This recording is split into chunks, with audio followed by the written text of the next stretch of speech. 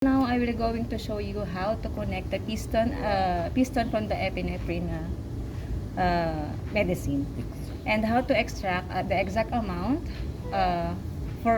because we're going to use for the patient.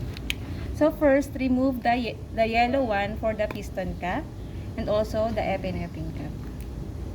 So the second one is connect. The next is connect in a rotational manner. Then remove this cup for us to extract the exact amount of the epinephrine. Get the 1 cc syringe.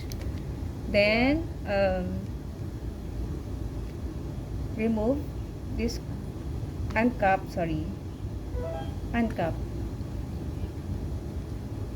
This one.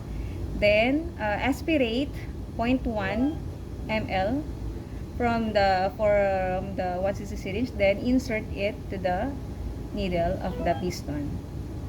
Then you're going to make sure that you see the calibrated 0.1 ml in the 1 cc syringe. Then do it in a rotational manner.